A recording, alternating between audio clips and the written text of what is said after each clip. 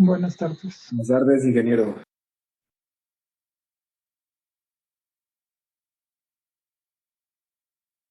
Tal como habíamos acordado, vamos a mirar en primera instancia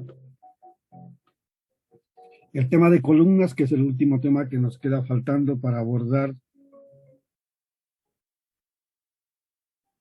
la parte conceptual del programa de resistencia de materiales. Y enseguida damos paso a lo del taller, al asunto del taller. Entonces, vamos a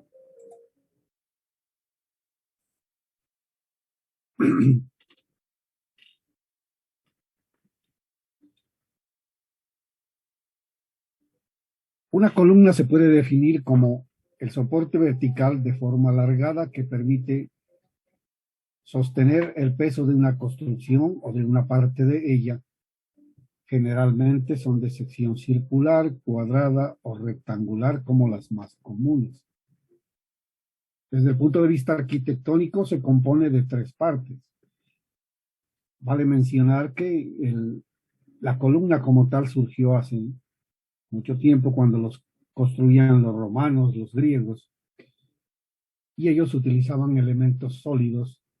A la base le llamaban la basa, al cuerpo principal el fuste, y a la parte superior que recibía la carga el capitel.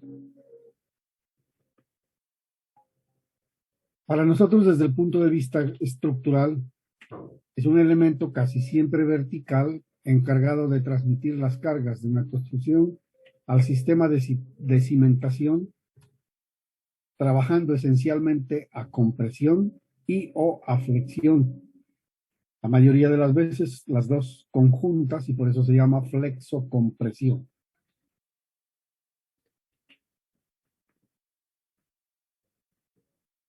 Desde el punto de vista de los materiales con que se puede construir una columna, tenemos madera, concreto reforzado, columnas metálicas que pueden ser en acero o en aluminio, y columnas mixtas cuando intervienen dos o más de estos materiales.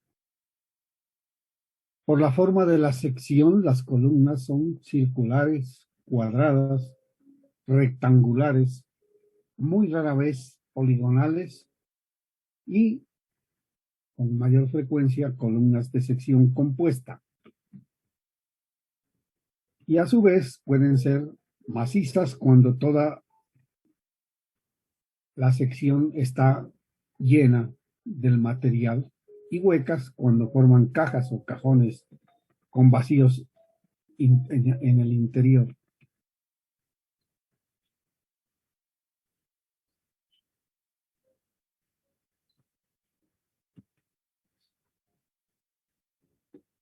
Sabemos que actúa una carga axial cuando la carga se aplica directamente en el eje longitudinal, recibe el nombre de carga axial.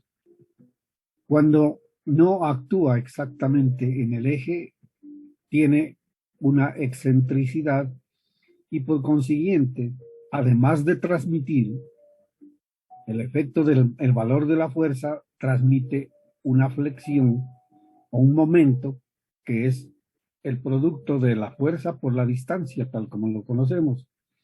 En el caso de las columnas cuadradas o rectangulares, se hace manifiesto que esa excentricidad puede estar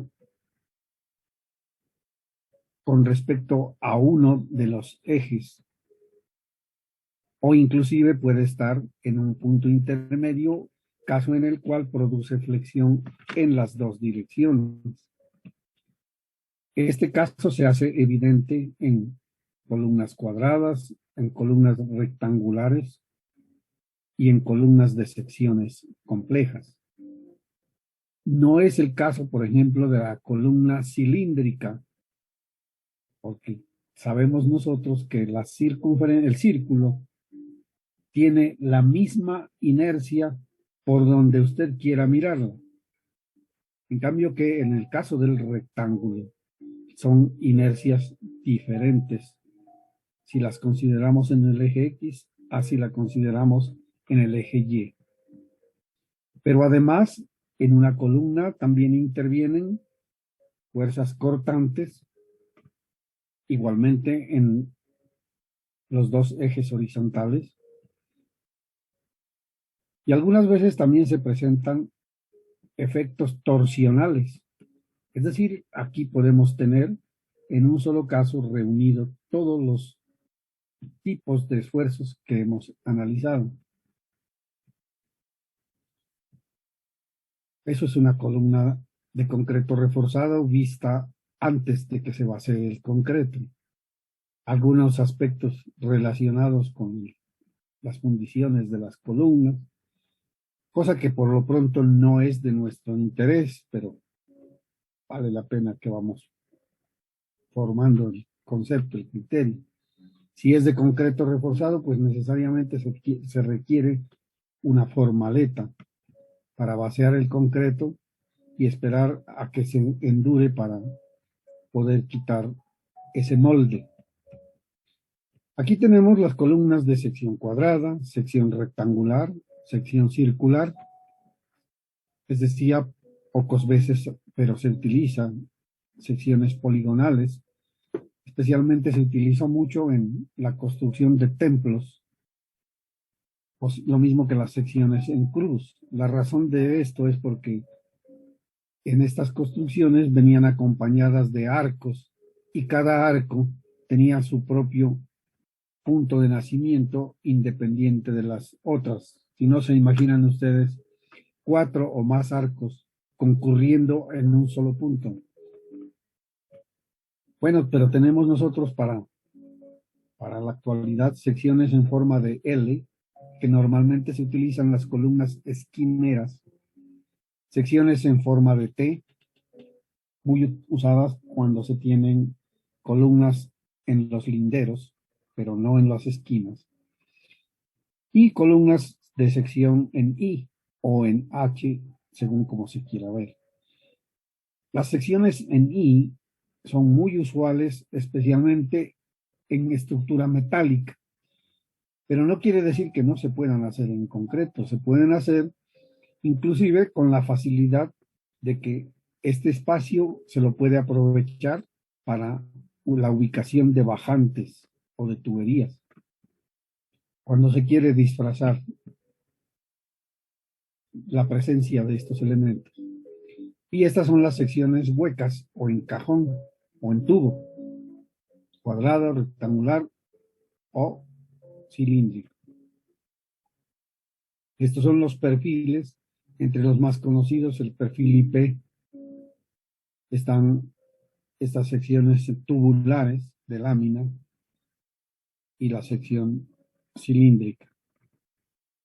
Y también podemos tener unas un poco más complejas, que son fabricadas con elementos que forman celosía. Algo así parecido a lo que veíamos a las cerchas, solamente que las cerchas trabajan en plano horizontal, estas trabajan en plano vertical. Y aquí algo de los elementos con los cuales se puede interactuar para generar múltiples secciones y formas de columnas, como las que vemos aquí.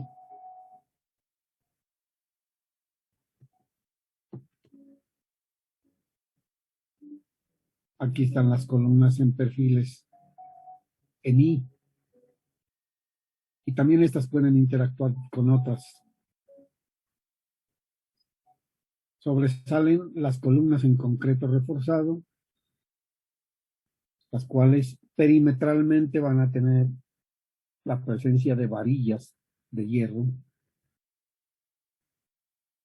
tanto longitudinales como transversales, con estos anillos o estribos. Y en algunos casos particulares, cuando la columna trabaja en una sola dirección, será posible tener el hierro en las caras enfrentadas y no necesariamente en todo el perímetro. Y esas son las secciones mixtas, en donde para estos casos, ejemplo que hemos puesto aquí, se trata de un perfil rodeado de concreto. En cuanto a los apoyos, que es la parte más importante para la fundamentación teórica conceptual que vamos a mirar, pues esencialmente una columna puede estar empotrada en sus apoyos o puede estar articulada. Sabemos nosotros, según lo que se miró en mecánica, que el empotramiento genera reacción horizontal, reacción vertical y además genera oposición al giro, es decir, genera momento. No así con el caso de la articulación, porque permite que el elemento gire en un sentido, pero no permite que se desplace ni horizontal ni verticalmente. Aquí unos detalles de cómo se puede ensamblar un apoyo tipo articulado que permitirá entonces facilitar que el elemento pueda girar. Cuando las columnas son demasiado grandes, como el caso de los puentes, muchas veces ya no se las llama columnas, sino pilas. Este tipo de puente generalmente se hace con pilas huecas, como las que veíamos como forma de cajón. Y estas imágenes como para recordarnos que detrás de esto hay una enorme responsabilidad y que el concreto reforzado de por sí solito no es garantía de que no sucedan estos desastres.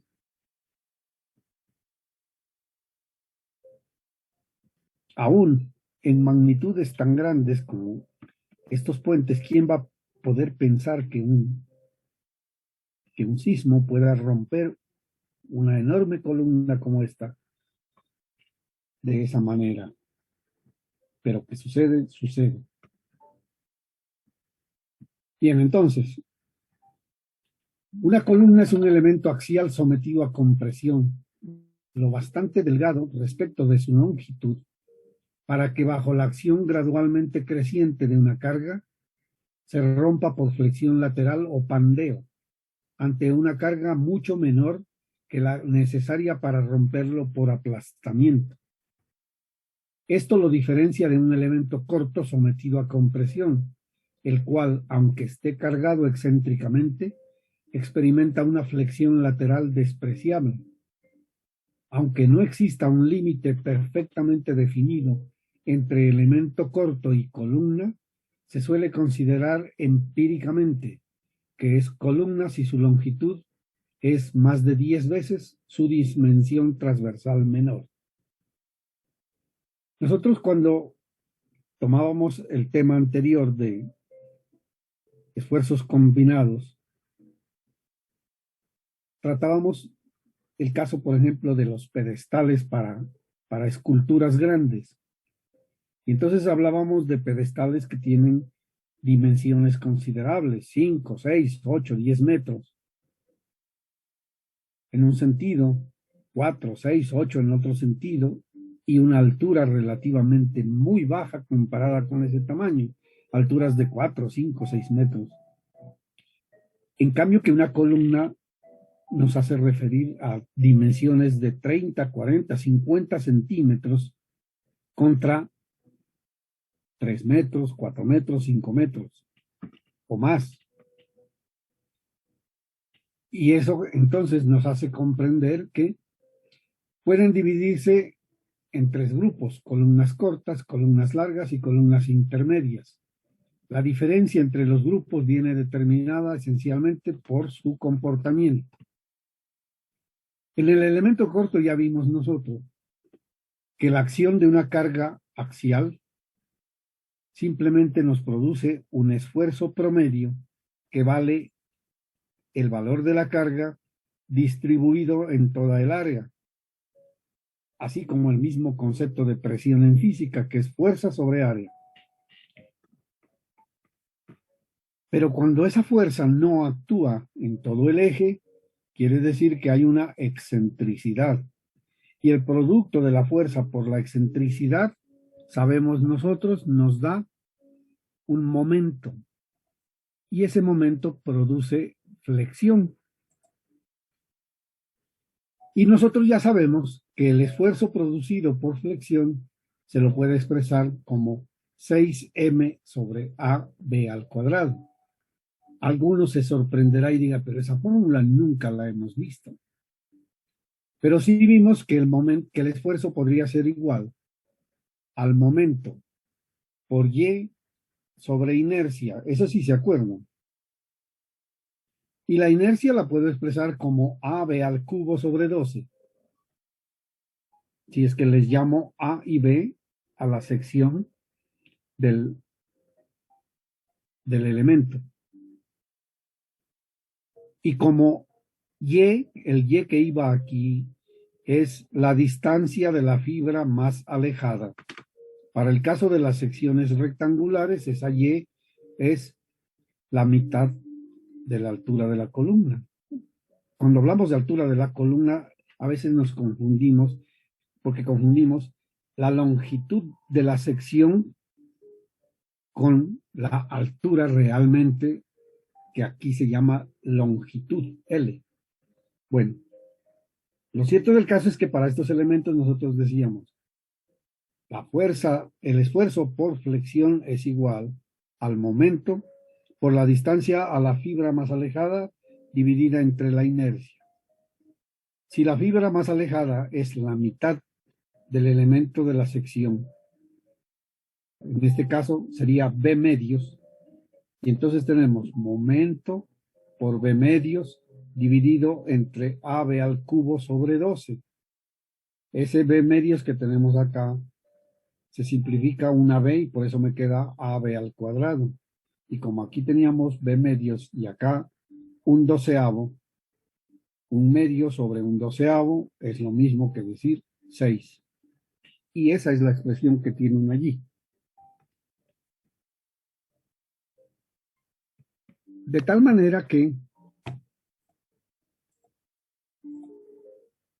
cuando se estudia la acción conjunta de flexión y de compresión, entonces nos daba que el esfuerzo en el un lado es la carga dividida entre el área menos el efecto de la flexión, y del otro lado la carga dividida entre el área más el efecto de la flexión. Pero esto sucede con toda tranquilidad en los elementos cortos. A medida que tenemos elementos más esbeltos, el asunto va cambiando.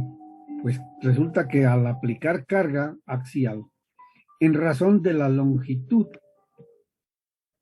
se produce ese arco, que se llama el efecto de pandeo. Y entonces ya no es tan sencillo decir solamente P sobre A más menos MY sobre I, porque interviene ese efecto pandeo. Que por ejemplo, para el caso de materiales como el concreto, que son muy frágiles para la tensión, esa parte de la fibra que está siendo tensionada se romperá o se fisurará inmediatamente. De allí que sea necesario meterle hierro en esas zonas que se van a tensionar. Pero una vez que el problema comienza con el pandeo, se puede decir que se vuelve insostenible. Y ya vamos a ver por qué. Vamos a recordar que una viga es un elemento esencialmente horizontal que recibe una carga perpendicular a su eje, fruto de lo cual se produce ese fenómeno de flexión. Es decir, la viga se deforma una determinada cantidad en el centro y a eso lo llamamos la deflexión. Que cuando le meten ecuaciones y diferenciales y todo eso, bueno, ya se sabe que es la segunda derivada de la deformación con respecto a X.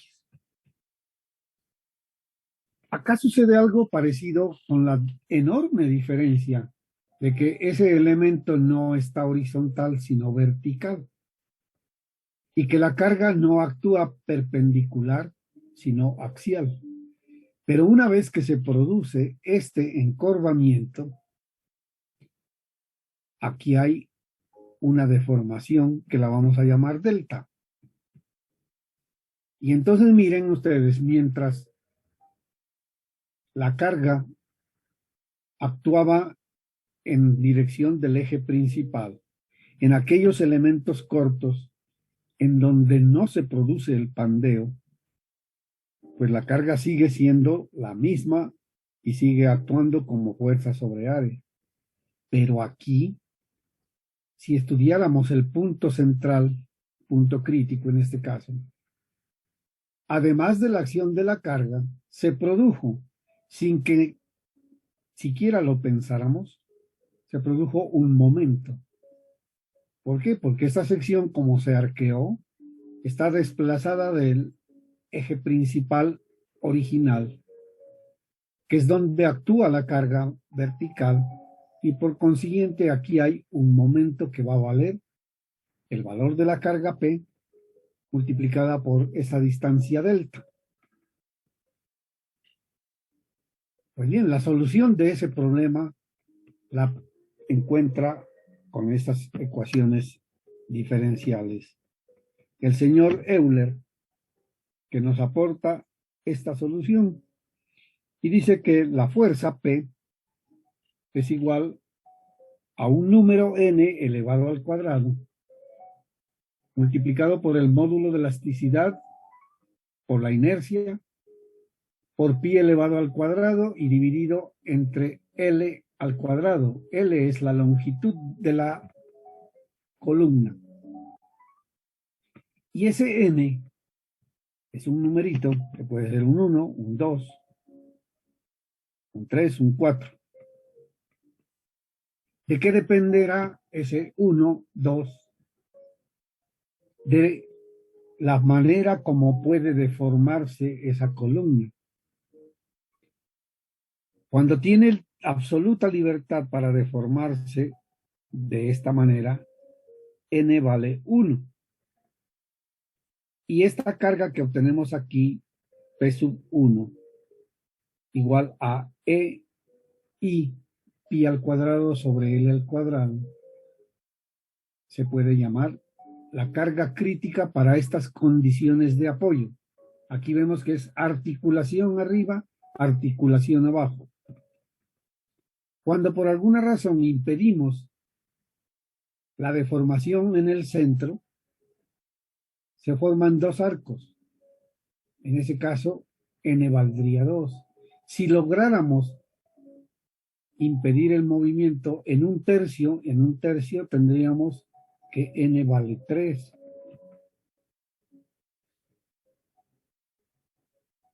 Si la excentricidad es pequeña y el elemento es corto, la flexión lateral es despreciable y en consecuencia el esfuerzo por flexión será insignificante comparado con el esfuerzo de compresión directo. Esto fue lo que nos pasó en los pedestales y en los casos que analizábamos para elementos cortos. Sin embargo, en un elemento largo que es mucho más flexible, ya que las deflexiones son proporcionales al cubo de la longitud, con un valor relativamente pequeño de carga P, puede producirse un esfuerzo de flexión grande, acompañado de un esfuerzo de compresión despreciable. Así pues, las dos situaciones extremas. Una columna corta soporta fundamentalmente esfuerzo directo de compresión y una columna larga está sometida principalmente a flexión.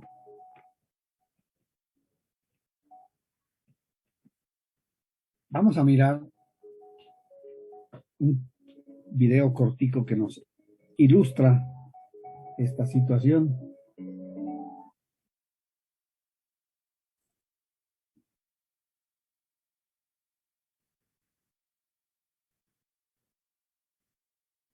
Hola a todos, pues vamos a hacer el experimento ahora de pandeo de columnas. Repito, este es un kit, tenemos las 4 condiciones de apoyo representadas aquí. Vamos primero a aplicarle carga a esta y voy a dejar aquí las pesas. Entonces, esta es una pesa, véanla, de 5 newtons, está indicada su carga ahí. 5 newtons y se lo vamos a aplicar.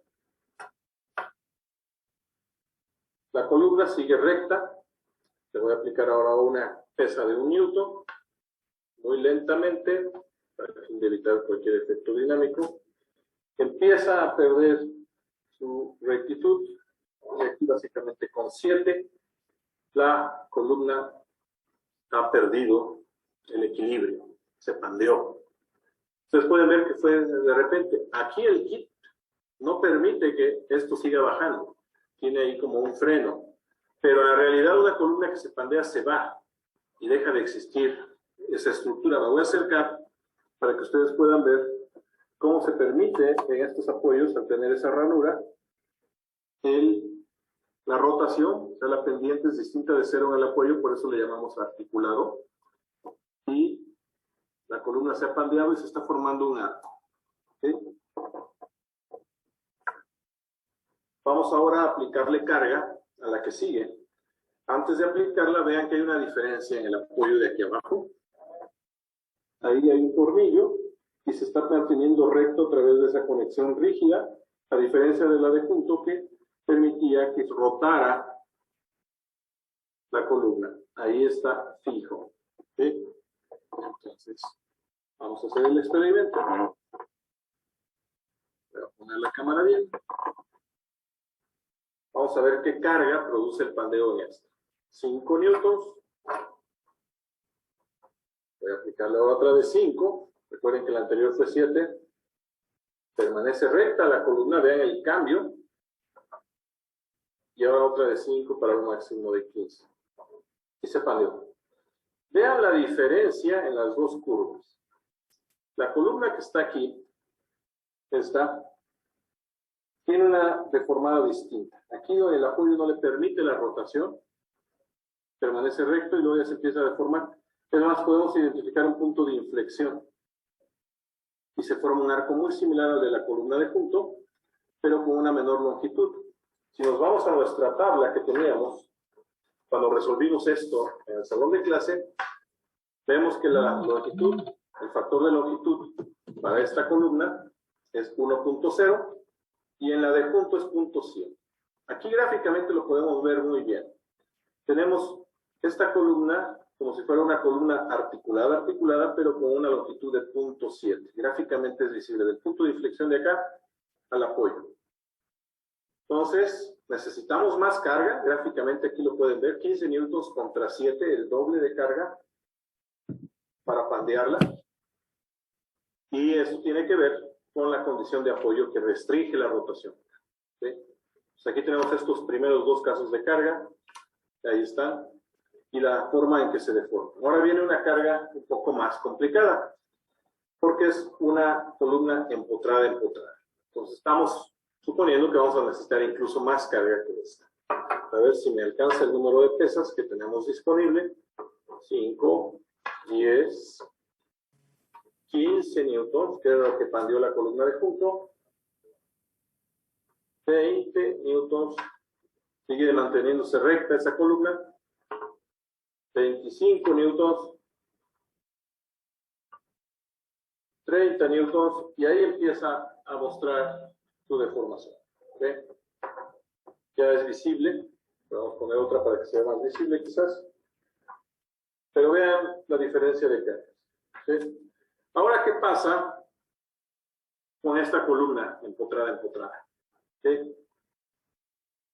Tengo aquí, se restringe la rotación en la parte superior y se está comportando como una columna equivalente a al primer caso, pero con una longitud de 0.5.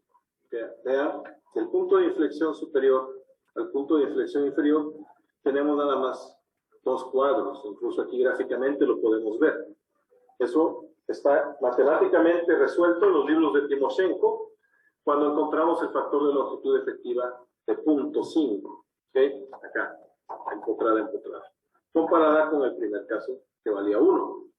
Gráficamente lo estamos viendo. Entre puntos de inflexión de esta columna se forma un arco muy similar al del primer caso, pero con una longitud de 0.5, o sea, de la mitad de la columna. Vemos que es mucho más difícil pandearla. Necesitamos 4 veces la carga de este caso. ¿Por qué? Porque en la fórmula la longitud efectiva está al cuadrado. Entonces, si esta es columna empotrada, el último caso, esta de acá, equivale a una columna de articulada con 0.5 de longitud. Al meterlo aquí en la fórmula, 0.5 al cuadrado, 0.25, está dividiendo, equivale a 4 veces la carga y visiblemente lo tenemos aquí. Bien. Bien, hemos visto 3 casos. Este caso, incluso con el aditamento que tiene la columna, para aplicar la carga ya se está pandeando. Es una columna empotrada libre y con muy poca carga, en teoría con la mitad de la carga de esta de acá se pandea. Desgraciadamente el kit ya está un poco deformado, le debe haber aplicado un exceso de carga y ya tiende por sí sola a deformarse y estar. Bueno, entonces, eso que nos muestra el video, lo pueden ver ustedes en muchas imágenes, que esencialmente dicen lo mismo, como dependiendo de la condición de los apoyos, la longitud de pandeo puede cambiar notoriamente. Y veíamos también que la solución que encontró el señor Euler se denomina carga crítica. El caso que estudió en primera instancia el señor Euler obedece a esta condición de apoyos. Apoyo articulado abajo, apoyo articulado arriba. Esta es la longitud de la columna.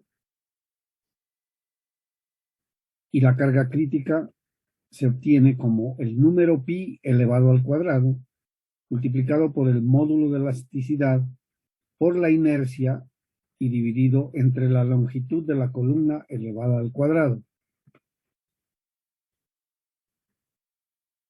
Al comienzo vimos que había una n que decía por 1, por 2, por 3 o por 4. Vamos a ver aquí ahora a qué hace referencia esa n. El video nos habla de la longitud equivalente. Esta longitud equivalente, por la cual se ha cambiado L en la fórmula, toma en cuenta el tipo de apoyo que se le puede dar a la columna. Y entonces, lo que hace es a la longitud de la columna, longitud real, multiplicarla por un factor K, que tiene en cuenta el efecto de los apoyos.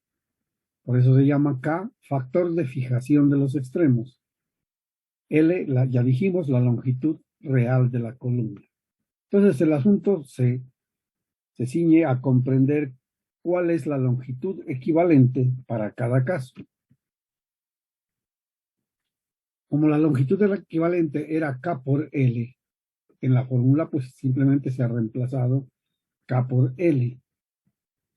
Y ese valor K viene estudiado y analizado para diferentes casos de la siguiente manera. Ya vimos, cuando es articulado, K vale 1. Cuando el un extremo es empotrado y el otro articulado, el empotramiento impide la rotación o giro hasta cierta parte, y de ahí nos hablaba el video de un punto de inflexión que aproximadamente se da entre 1/4 o algo parecido. Es decir, aquí la longitud libre de pandeo se reduce al 70% de la longitud que podía pandear en el caso articulado. Cuando tenemos empotramiento en ambos apoyos, entonces el empotramiento impide rotación arriba, impide rotación abajo, y por consiguiente el pandeo solo se produce en esta zona demarcada por 2 puntos de inflexión, y esta distancia libre de pandeo es aproximadamente la mitad de la longitud y por eso SK vale 0.5. Cuando tenemos empotramiento en ambos lados, pero con facilidad de desplazamiento, es el mismo caso de una longitud igual a 1, como el caso de acá. Hay una libertad de deformación para toda la longitud. El caso crítico se presenta cuando tenemos una articulación en un apoyo y un empotramiento móvil arriba. Ustedes dirán, pero el empotramiento móvil, ¿cómo se concibe? Si lo que se dice es que el empotramiento impide desplazamientos en X, desplazamientos en Y, desplazamientos en Z y además impide giro. Lo que sucede en los edificios, por ejemplo, es que si bien una columna en la parte superior está interceptada por vigas en una dirección, por vigas en otra dirección, eso se puede considerar empotramiento.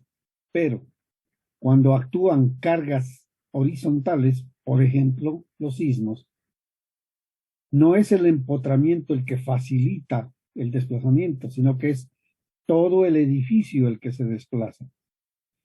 Y en estos casos, miren ustedes, para completar la longitud, es como que si tuviéramos imaginariamente el doble de la longitud libre que teníamos antes y por eso este K ahora vale 2.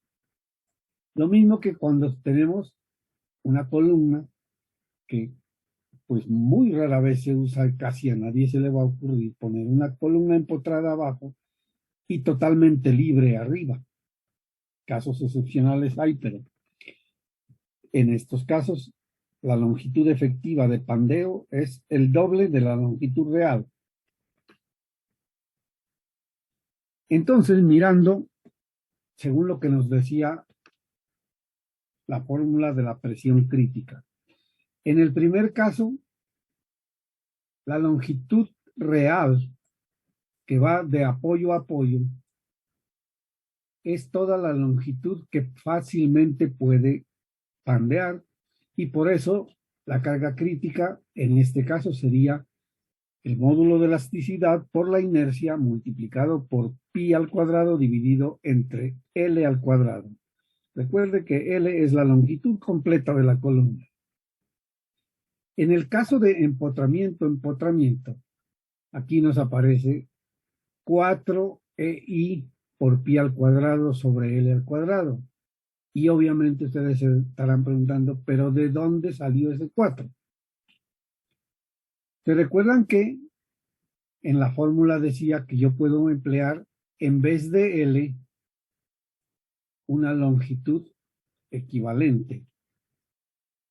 Y esa longitud equivalente me decía que utilice 0.5 L. Pero como esto está elevado al cuadrado, el cuadrado de 0.5 es 0.25.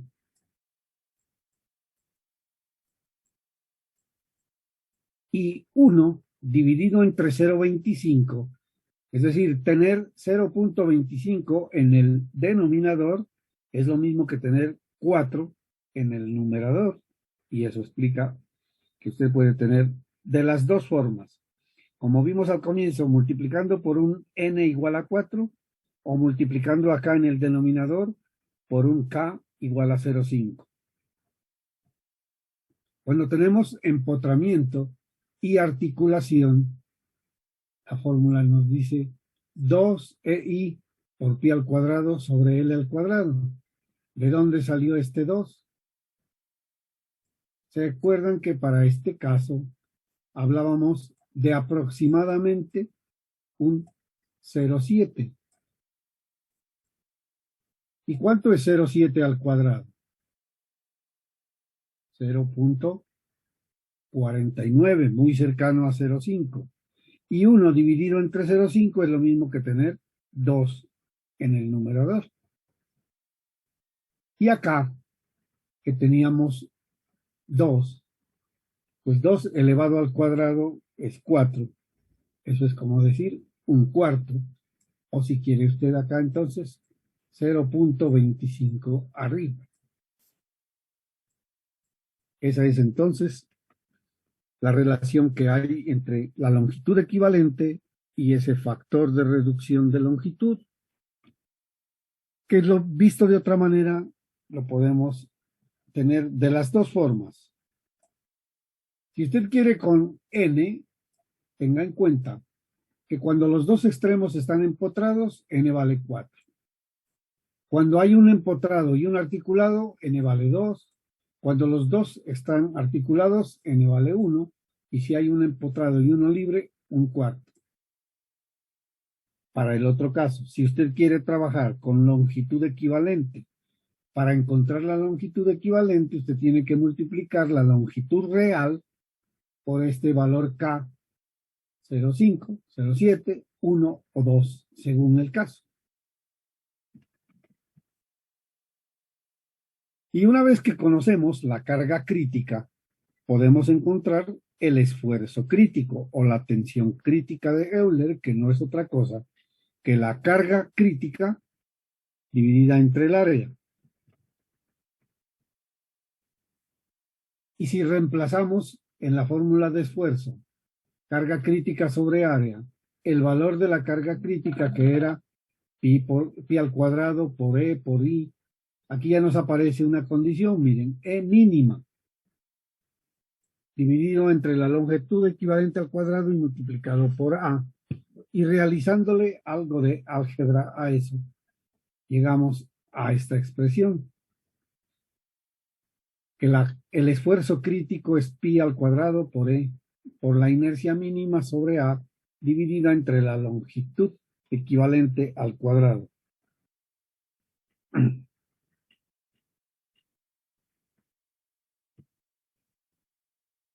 Y se acuerdan que hay que desempolvar un poquito los libros de mecánica o los apuntes de mecánica, porque la inercia también se puede expresar en función del radio de giro. O mejor, si usted quiere, la definición de radio de giro era igual a la raíz cuadrada de la inercia dividido entre área. Bueno, sigue haciendo reemplazos algebraicos para llegar a la ecuación de que el esfuerzo crítico es pi al cuadrado por módulo de elasticidad dividido entre la longitud equivalente sobre R mínimo, que es R aquí, el radio de curvatura. Y esa relación de la longitud y el radio en columnas se denomina la relación de esbeltez, que en el caso de la columna doblemente empotrada, esa relación de esbeltez es tomando como longitud equivalente 0,5L.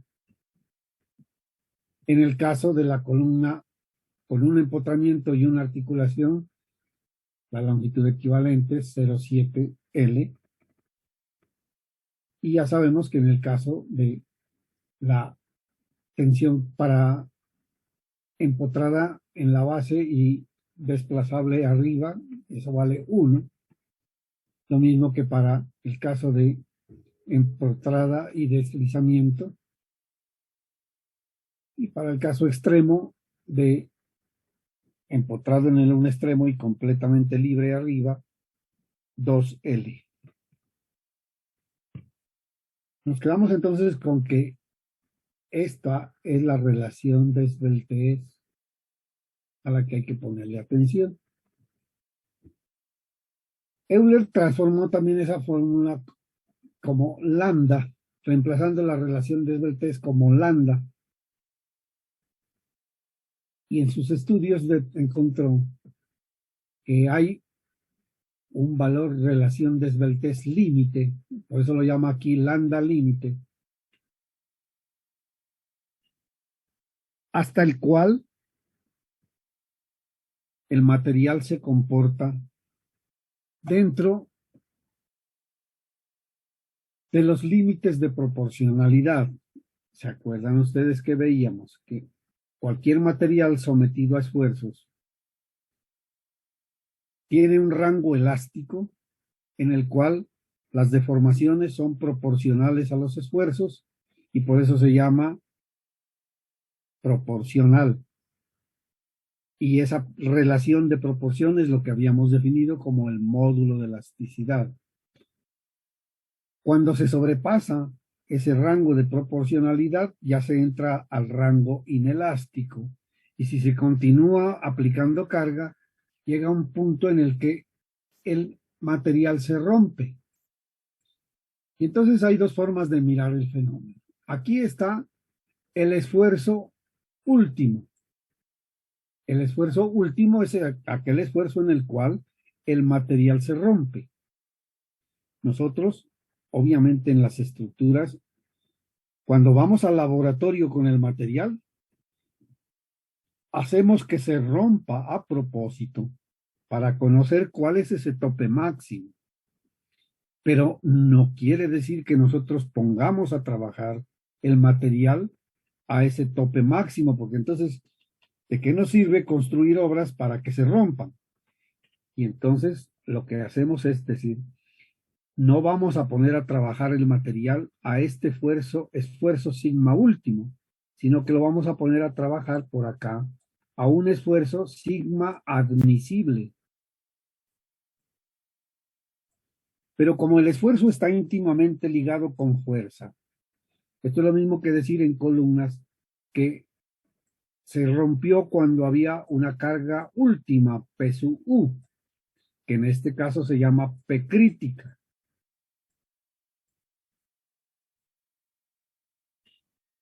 Pero también entonces yo no le voy a aplicar P crítica, sino una, acá, lo que corresponda, una carga P admisible. ¿Y cuál es la relación que hay entonces entre la carga última o P carga crítica y la carga admisible? Y ahí es donde interviene el concepto de factor de seguridad. Cuando usted dice que quiere aplicar un factor de seguridad igual a 2, quiere decir que usted sabe que el material va a trabajar a una determinada carga P, admisible. Pero para que ese material se rompa, tiene un margen de seguridad que tendría que llegar la carga aplicada a ser el doble de la que usted puso como admisible para que el elemento se rompa. Es decir, yo puedo decir acá que la carga admisible es igual a la carga última o carga crítica dividida entre el factor de seguridad. En este caso, si fuera 2, estamos diciendo que la carga admisible es la mitad de la carga última o carga crítica. O al revés, si usted pasa este factor de seguridad a multiplicar acá, va a decir que la carga última es el doble de la carga admisible. Eso que dijimos acá en función de cargas también se cumple si lo decimos en función de esfuerzos. Se puede decir entonces que el esfuerzo admisible es la mitad del esfuerzo al cual el material se rompe. O al revés, si usted puso un esfuerzo admisible, para llevar este material a que se rompa necesita aplicarle el doble de esfuerzo. Entonces, como quiera tomarlo. Bien sea carga admisible igual a carga última dividida entre factor de seguridad o carga última igual a carga admisible multiplicada por el factor de seguridad o esfuerzo último igual al esfuerzo admisible multiplicado por factor de seguridad. Bueno, tenemos tiempo para resolver un ejemplo práctico. Vamos a ver si tengo por aquí un espacio aquí.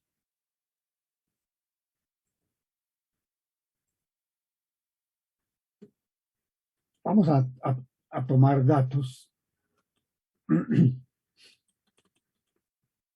para un problemita sencillo, pero que nos ilustra todo lo referente a la carga de columnas. El problema dice así: una columna articulada en los dos extremos. Entonces vamos a decir primero, columna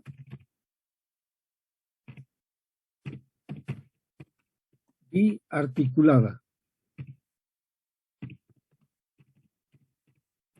Dos apoyos articulados. Tiene una longitud de 2 metros. L igual 2 metros.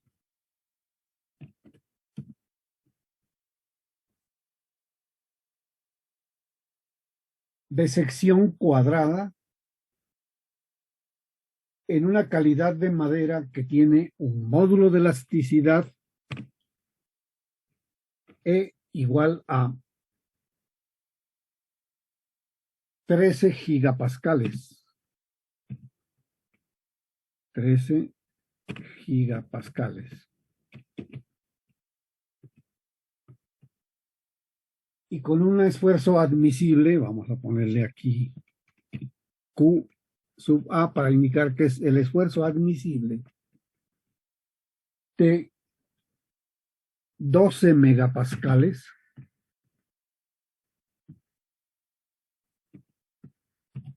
12, no, megapascales. Esfuerzo admisible de 12 megapascales. Y se quiere calcular la carga crítica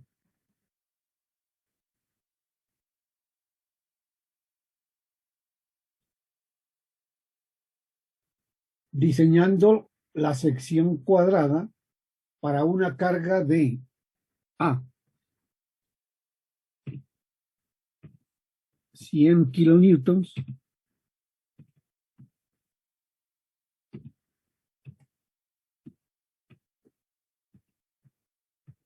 no, esto no me dice por qué 100 kilonewtons y B para una carga de 200 kilonewtons.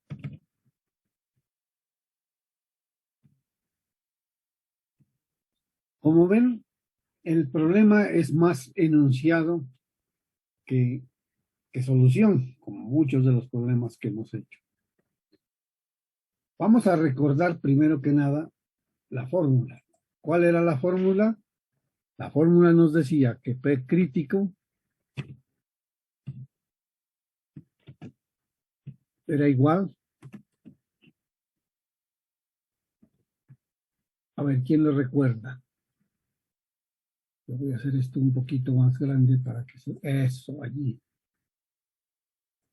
Carga crítica, ¿a qué era igual? Módulo de elasticidad. Módulo de elasticidad E. Por la inercia. No, E. Dime. Por la inercia.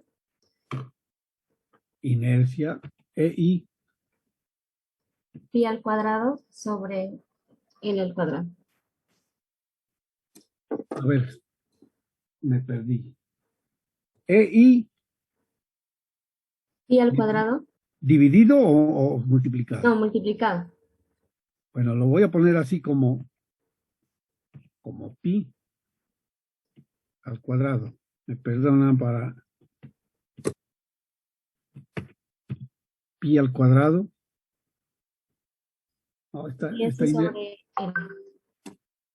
Espérame, que esta I me quedó minúscula. Ahí está. Separémoslos mejor. E, I, pi al cuadrado dividido L, entre L al cuadrado. L al cuadrado.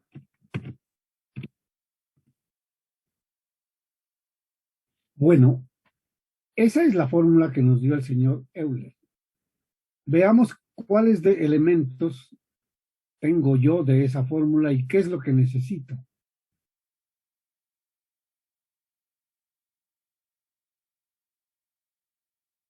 Bueno, conozco el módulo de elasticidad, no hay problema.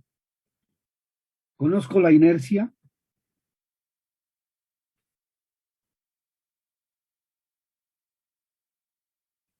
Jóvenes, conozco la inercia. No toca calcularlo. Esa es la que toca calcular porque precisamente se dice que busquemos cuál sería la sección cuadrada que necesita esa columna. Si le aplicamos una carga de 100 kilonewtons, entonces la carga la conozco. Ah, pero me faltó una partecita aquí importantísima.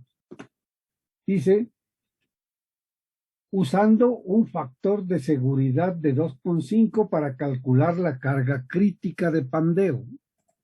Entonces anotemos en nuestros datos, factor de seguridad 2,5.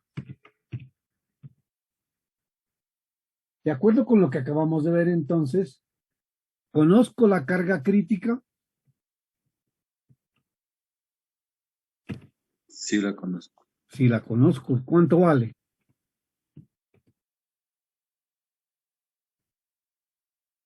Recuerden que dijimos, la carga crítica es igual a la carga admisible multiplicada por el factor de seguridad. O sea que para nosotros sería, en el primer caso, 100 multiplicado por 2,5, 250 kilonewtons.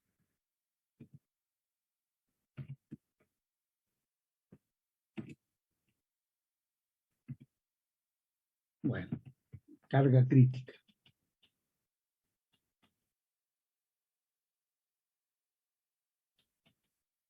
El único punto a discutir ahorita sería ¿cuál es L? Él me dijo que la columna tiene una longitud de 2 metros, pero recordemos que esa L estaba condicionada o afectada, bien sea por un factor K o bien sea por un factor N. Que yo, bueno, aquí no lo quise escribir. ¿Qué hacemos? Si es biarticulada,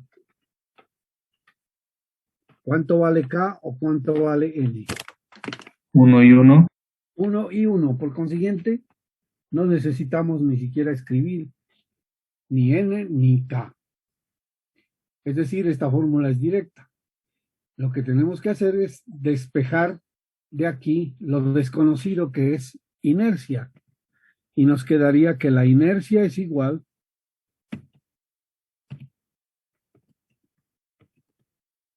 el L a cuadrado pasa a multiplicar y nos quedaría a la carga crítica multiplicada por L al cuadrado y dividida entre módulo de elasticidad E multiplicado por pi al cuadrado. ¿Verdad? Bueno, entonces ahora lo único que necesitamos es hacer que esas unidades sean coherentes para no tener problemas.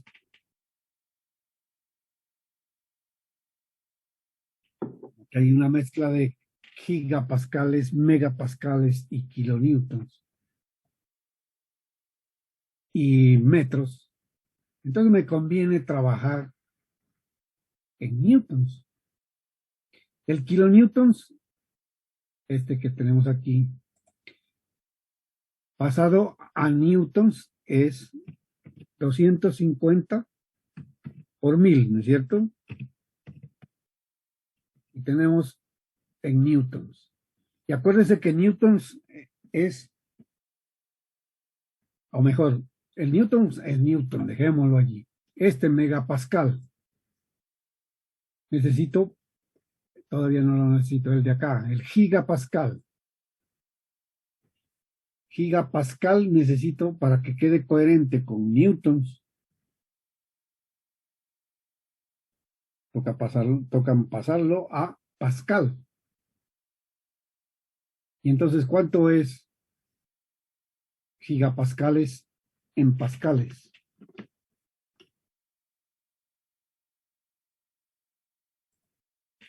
Vamos a calcular la inercia entonces. Hay que multiplicar por 10 a la 9, sí señor. Entonces reemplacemos valores.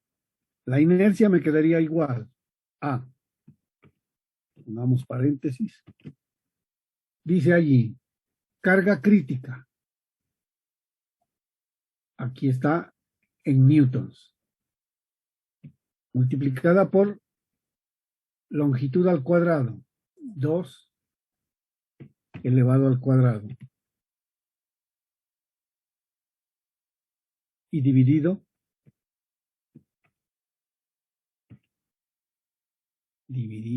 entre módulo de elasticidad. 13 me dijo por 10 elevado a la 9. Y eso multiplicado por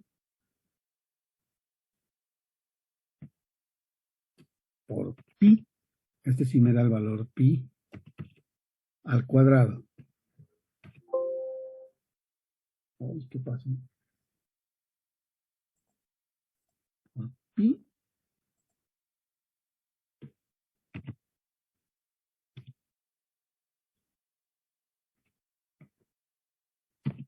¿y eso cuánto nos da? Bueno, un 7.79 por 10 a la menos 6.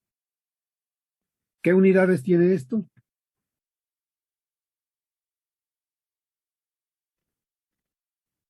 Si he multiplicado carga crítica. Metros a la 4. Sí, señor, metros a la potencia 4. M4 nomás pongamos ahí. Esa es la inercia de una sección cuadrada. ¿Y cuál es la inercia de una sección cuadrada? Inercia igual. Para un rectángulo es B por H al cubo sobre 12. Como es cuadrado, B y H son iguales. Nos quedaría B a la cuarta sobre 12. Y entonces tengo dos igualdades. B a la cuarta sobre 12 igual a 7.79 por 10 a la menos 6. Puedo despejar de aquí B, que sería igual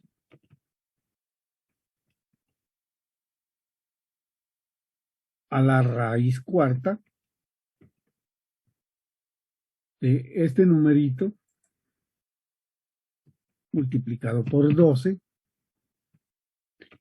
¿Y cómo hago para sacar raíz cuarta? Oh, ¿qué pasó? No, esto está incoherente, perdónenme. Ya. Igual.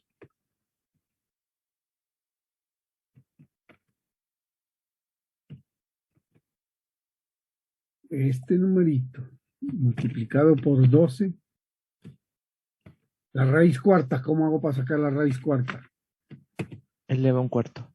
Elevando a un cuarto, y un cuarto es lo mismo que decir 0.25.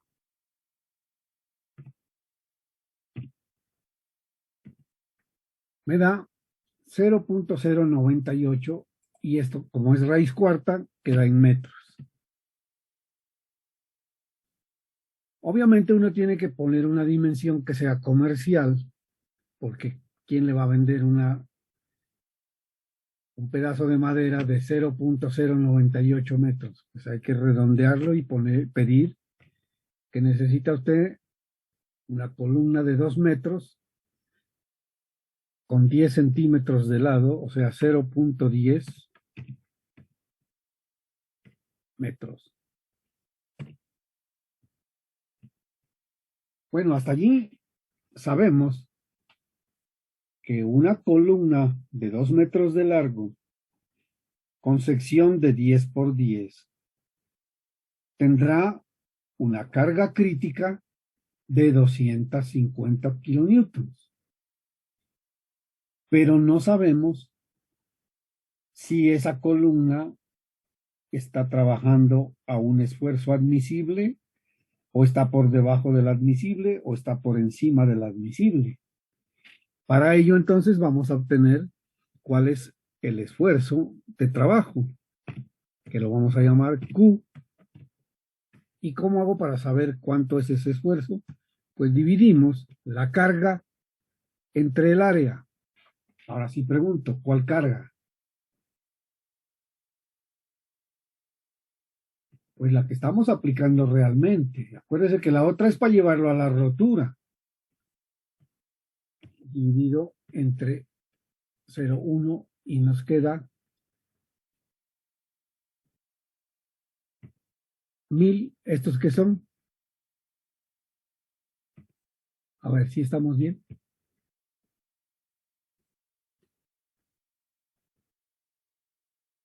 Toca multiplicar estos 100 kilonewtons por 1000. Entonces esto es por 1000.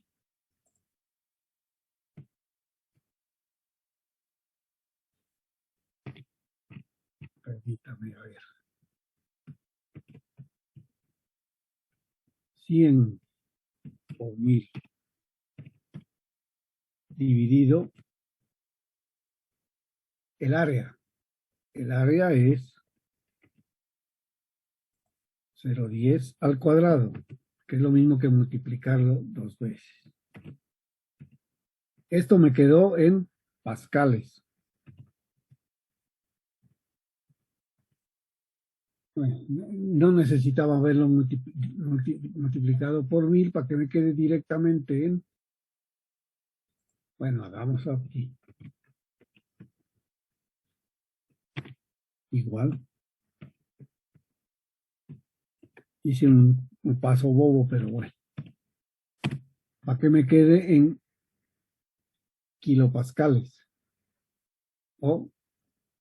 Y otra vez entre 1000 para que me queden en megapascales. Entonces quedaría dividido 1000 otra vez.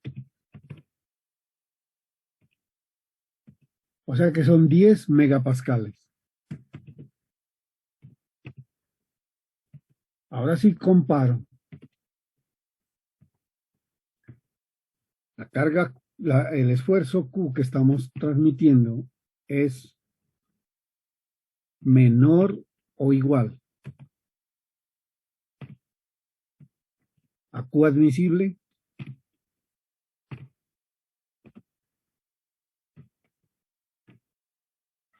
Te compara entonces. Le estamos aplicando a esa columna un esfuerzo de 10 megapascales. Y el admisible decía 12 megapascales. O sea que esto es correcto. Se acepta una columna de 2 metros con esa madera con una sección de 10 por 10. Ahora sí, ¿qué pasará para el caso B? Cuando aplicamos una carga de 200 kilonewtons. Tendría que repetir todo el mismo proceso, pero ya no para 100, sino para 200. Yo voy a hacer una trampita aquí para ganar tiempo. Como yo al resolver el problema utilicé el valor que está en la casilla con 100 kilonewtons, voy a cambiar aquí a 200 y estaría resuelto el problema para 200. Pero veamos qué sucedió aquí. Hicimos todo, mire, la carga crítica la multiplicó por el factor de seguridad, nos dio 500. Despejamos la inercia y despejamos el tamaño y nos da 0.116 metros. Esto querrá decir que hay que ponerle un 0.12. Y nos queda un esfuerzo de 13.8 megapascales, 13.9. Y hacemos la misma comparación. 13.9 es menor o igual al admisible, que es 12, No, señor. Es incorrecto. ¿Qué debo hacer entonces? Aumentar el tamaño de la columna. ¿Hasta dónde lo aumento? Entonces, recuerden, tenemos esta situación. Una columna puede fallarnos de dos maneras. Una, porque llegó a la carga crítica. Dos, porque el esfuerzo admisible es superado por el esfuerzo que estamos aplicando. Entonces hacemos el proceso contrario. Vamos a encontrar, quiere decir aquí que no controla la carga, sino el esfuerzo. Entonces vamos a encontrar cuál sería el área necesaria para poner a trabajar esa columna con esa carga al esfuerzo admisible, y vamos a decir que área es igual a la carga 200 dividida entre el esfuerzo admisible 12, pero 12 multiplicado por, como está en megapascales, debo pasarlo, multiplicarlo por 10 a la 6 es. Sí, Por 10 a la 6.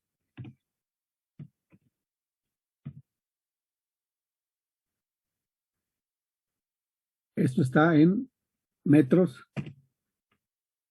cuadrados. Y la raíz cuadrada, para obtener, como a es cuadrado, igual a raíz cuadrada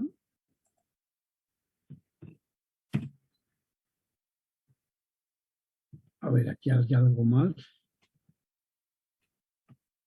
Hice algo mal.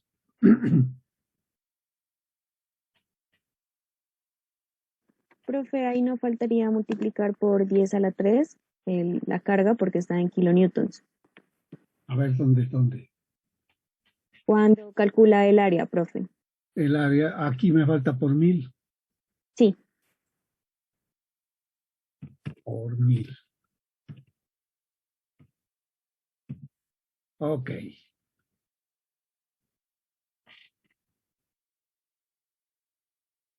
Entonces, me da que se requiere una dimensión B para la viga de 0.129, esto quedaría en metros. Comercialmente usted tendrá que pedir una viga, una sección de por lo menos 13 centímetros, 0.13 metros.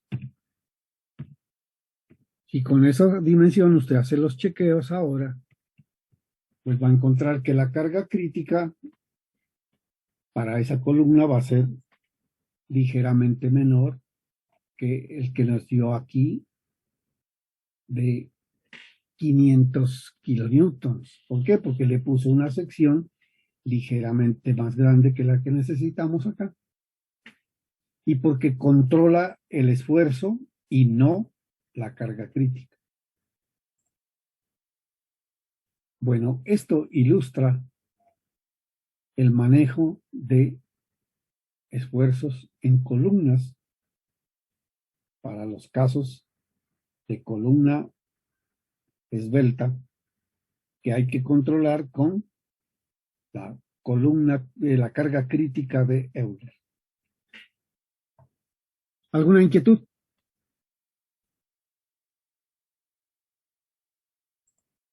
Bueno,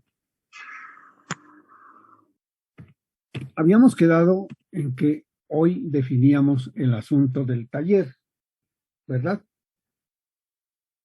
sí, profe.